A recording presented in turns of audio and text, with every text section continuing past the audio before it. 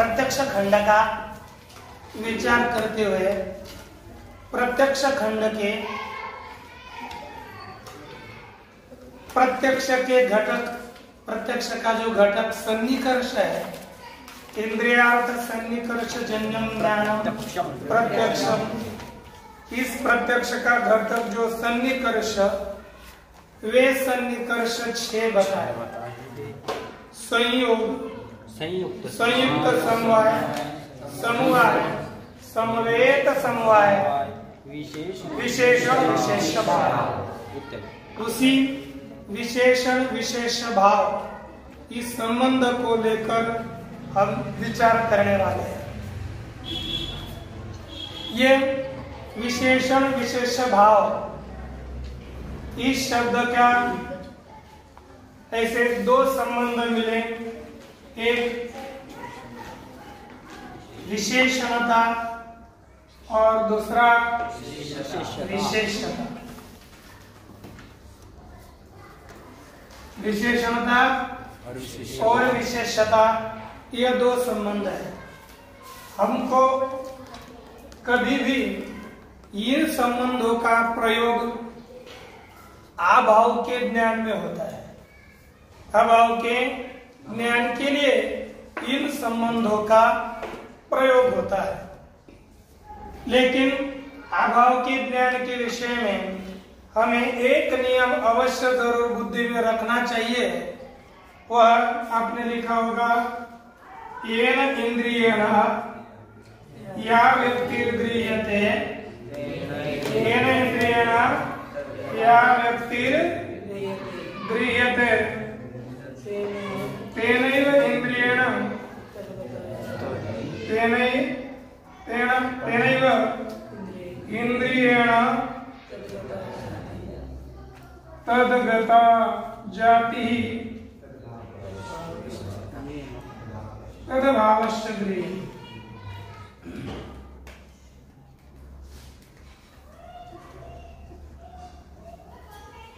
ये नियम है। जिस इंद्रिय के द्वारा जिसको हम जानते हैं, उसी इंद्रिय को द्वारा उसके जाति को और उसके अभाव को भी जानते हैं। यह सरल है। जैसे चक्षु के द्वारा हम रूप को जानते हैं, तो चक्षु के द्वारा ही रूपत्व जाति का और रूप के अभाव का ज्ञान होता है, अन्य किसी के द्वारा नहीं। ये ध्यान में देखना है। यदि हमारे अब चक्षु है, चक्षु के द्वारा अभाव का ज्ञान होना है, तो हमको ये पहले ध्यान में रखना चाहिए, ये विशेषणता संबंध से ज्ञान होगा अथवा विशेषता संबंध से। वह अभाव विशेषण है कि विशेष है, ये ध्यान में आना चाहिए। फिर इस संबंध का हम प्रयोग करेंगे। जैसे हमारे पास 2 वाक्य है, 2 वाक्य को ध्यान में दीजिए। एक वाक्य यही हमको समझना है, इसको देखकर अब एक ही देखना है कि घट पृथ्वी में नहीं है, घट का अभाव पृथ्वी में है। इसी वाक्य को हम 2 तरह से बोलते हैं। एक बोलना है भूत घटा भाववत भूतल। क्या वाक्य है? घटा भाववत भूतल। इसका अर्थ है घट के अभाव वाला भूतल है, यह सरल है। और दूसरा वाक्य है भूतले घटाभाव। पहला वाक्य क्या है? घटाभाववत भूतलम, और दूसरा है भूतले घटाभाव। दोनों में भी भूतल में घट नहीं, यही अर्थ है कि नहीं? घट के अभाव वाला भूतल है और भूतले घट नहीं। अर्थ वही है, लेकिन शब्द प्रयोग अलग अलग है। शब्द प्रयोग अलग होने पर उसमें वाक्य में विशेष्य और विशेषण बदलता है। न्याय मत में एक निश्चित होता है प्रथमांतम विशेष्य, प्रथमांतम विशेष्य होता है, और दूसरा भी नियम रखिए सप्तम्यंतम विशेषण। न्याय मत जब प्रथम अंतिम में है जिसके, उसे विशेष्य मानते हैं। ध्यान दीजिए, उधर इधर नहीं देखना। प्रथम अंतिम में इसे जिसके वह विशेष्य होता है, तो ये निर्धारित होगा भूतलम, यहाँ पर भी प्रथम अंत है, ये विशेष है। इधर भी प्रथम अंत है, ये विशेष है। ये होगा कि नहीं? अब बाकी के क्या बोलेंगे हम? विशेषण। क्या देखो, घटा भाव वाला, तो जो घट में रह रहा है, भूतल में कौन रह रहा है? घटा भाव। तो यहाँ पर घटा भाव विशेषण है, और इधर घटा भाव विशेष है। ध्यान में पता, ध्यान में है ना? यहाँ पर घटा भाव इस वाक्य में विशेष है और पूर्व वाक्य में विशेषण है, और इधर भूतल विशेषण है।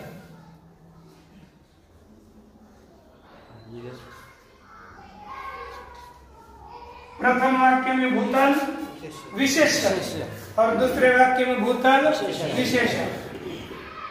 प्रथम वाक्य में घटा भाव विशेषण और दूसरे वाक्य में घटा भाव विशेष है। ये ध्यान में आया? तो अब इस प्रथम वाक्य में जो घटा भाव है, इसके हम बोलते घटा भाव भूतल, तो इस वाक्य में इस अभाव का ज्ञान किस संबंध से होता है, ये हमको देखना पड़ेगा। यदि ये विशेषण है तो उसका ज्ञान विशेषण का संबंध से होगा। घटा भाव जहां पर विशेषण है तो उसका ज्ञान किस संबंध से? विशेषणता। घटा भाव यदि विशेष है तो उसका ज्ञान विशेषता संबंध से होगा। जैसे ये लिखिए है ना। अब देखिए, ये अपने पास है चक्षु। चक्षु के द्वारा यहाँ पर है भूतल और विद्यमान है इसके ऊपर घटा, है ना? तो पहले चक्षु के द्वारा सीधा घटा भाव का संबंध नहीं हो सकता, क्योंकि चक्षु द्रव्य है और घटा भाव अभाव है। उसका द्रव्य संयोग संबंध साक्षात हो ही नहीं सकता। द्रव्य द्रव्ययोरेव संयोग है, दो द्रव्यों में ही संयोग होता है, अन्यों के साथ संयोग संबंध नहीं होता। लेकिन ये चक्षु द्रव्य है और भूतल द्रव्य है, इनका संयोग हो सकता है?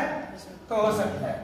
तो पहले चक्षु संयुक्त भूतल, और इस भूतल में विशेषण है घटा भाव। हाँ? इस भूतल में विशेषण है घटा भाव। तो चक्षु संयुक्त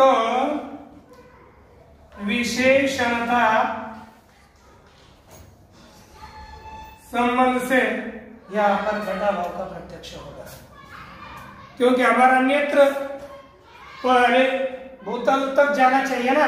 जहां पर घटा भाव है, जहां पर अभाव है, वहां तक इंद्रिय जाना चाहिए। तो घटा भाव का पहले वाक्य में चक्षु संयुक्त विशेषणता संबंध से ज्ञान होगा, क्योंकि चक्षु संयुक्त जो भूतल उसमें विशेषण है घटा भाव, इसलिए उसका संबंध होगा विशेषणता।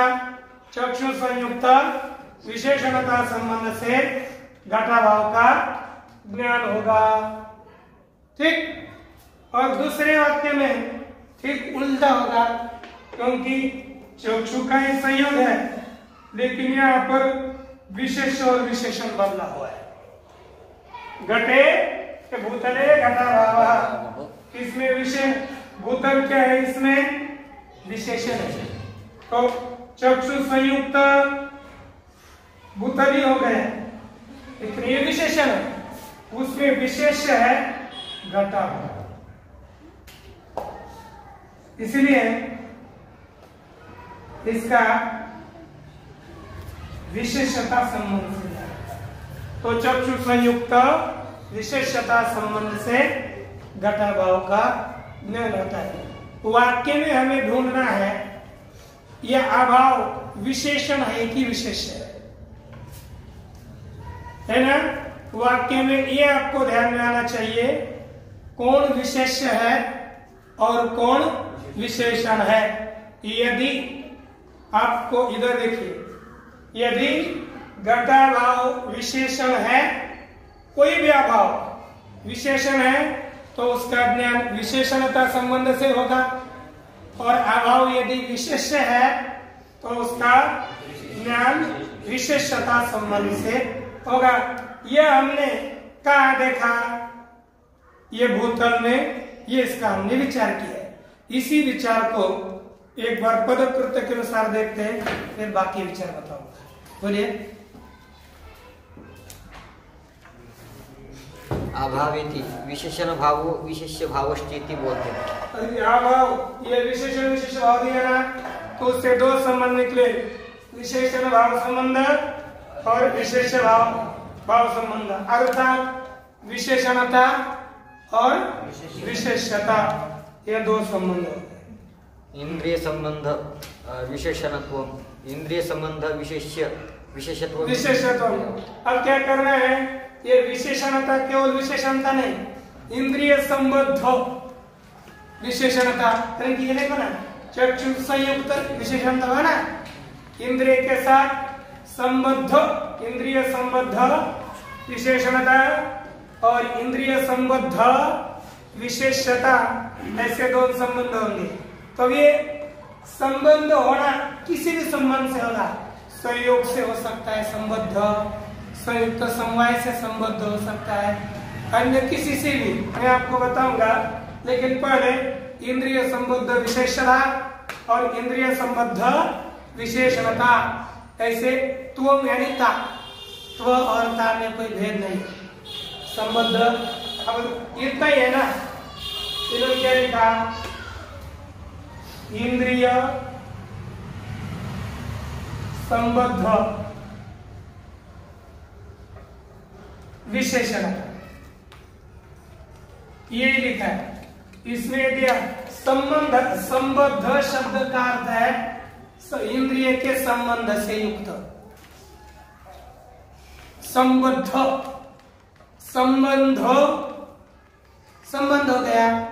और एक जैसे ये हमारा है पेन, इन पेन और एक ढक्कन, ये संबंध हो गया दोनों का बीच का, और ये दोनों संबद्ध हो गए। ये भी पेन, ढक्कन भी संबद्ध हो गया और पेन भी संबद्ध, और ये बीच का है उनका संबंध। जैसे संयोग, संयोग से युक्त को कहते हैं संयुक्त, वैसे संबंध से युक्त कहते हैं संबद्ध।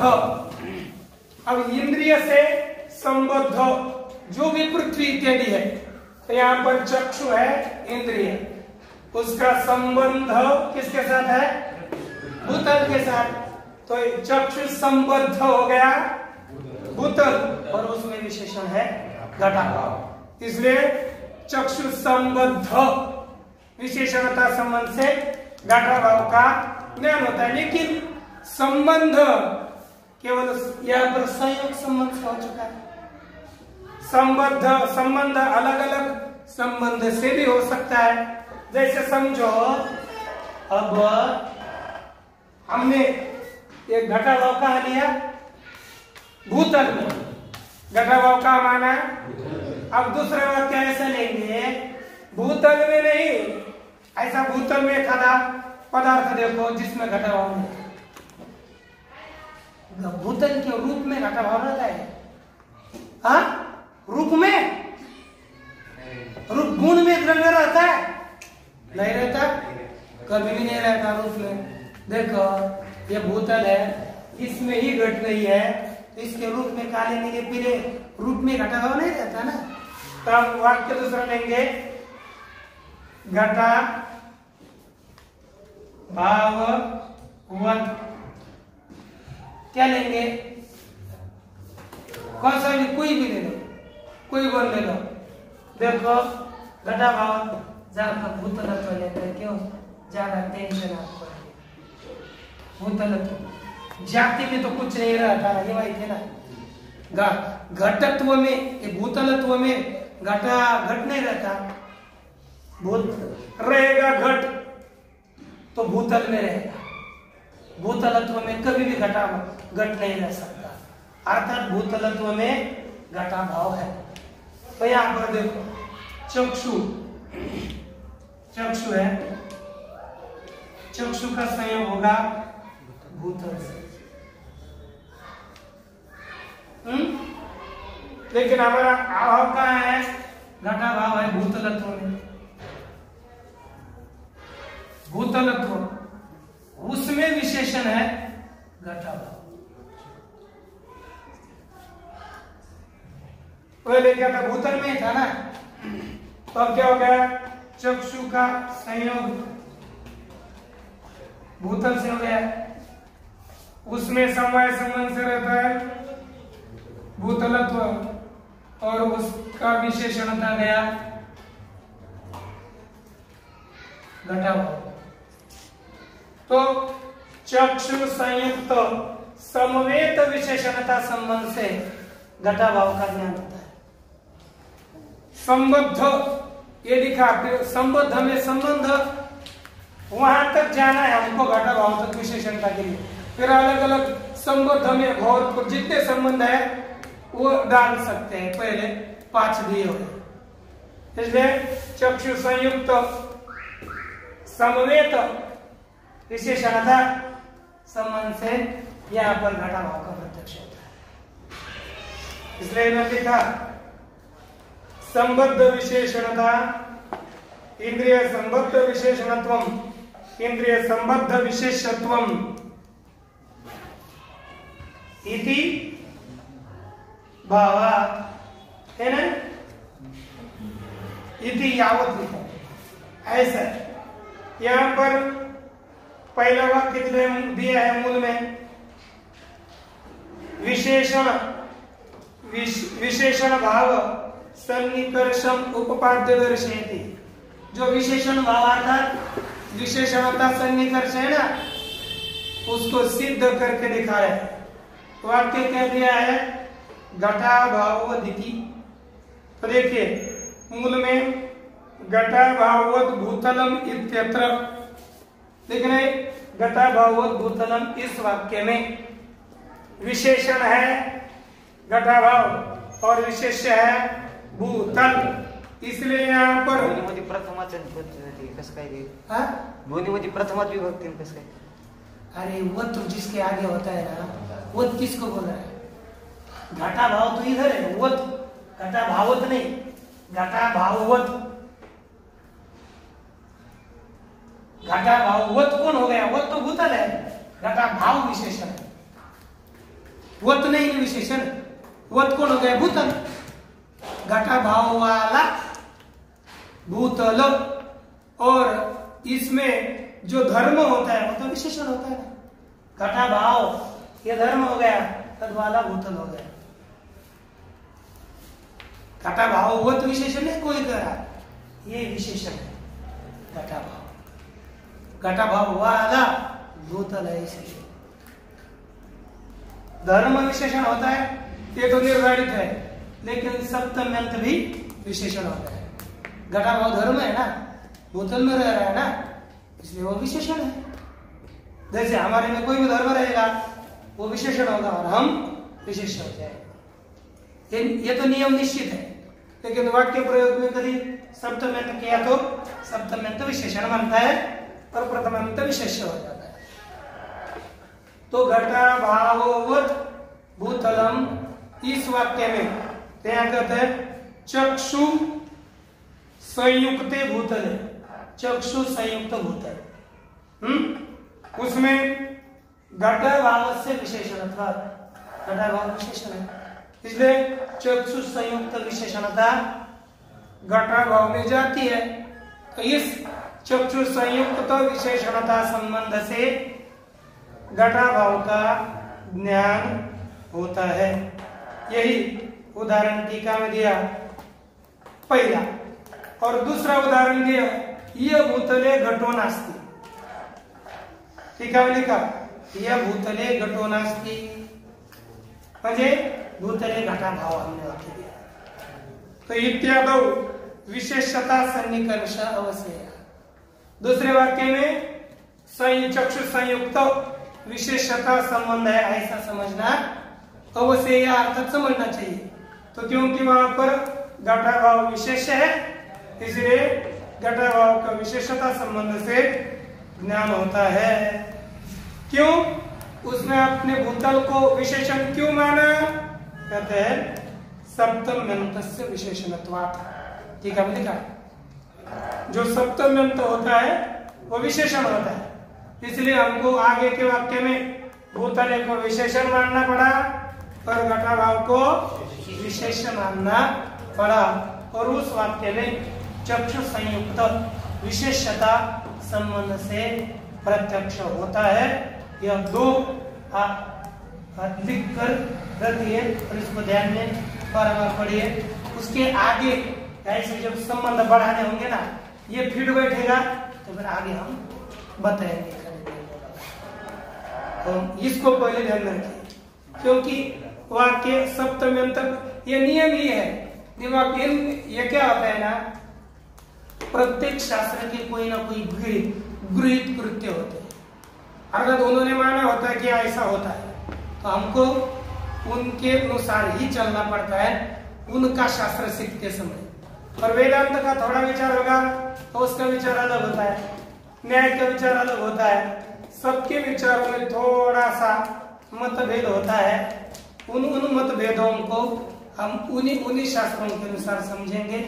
तो पहले इसको ध्यान में रखिए, बाद में हम सर तो वो तो याद ही पढ़ाना तो कोई समस्या नहीं, सर समझ में आता है, लेकिन इसको ध्यान में रखिए।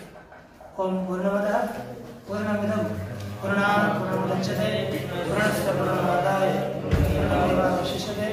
ओम शांति शांति शांति।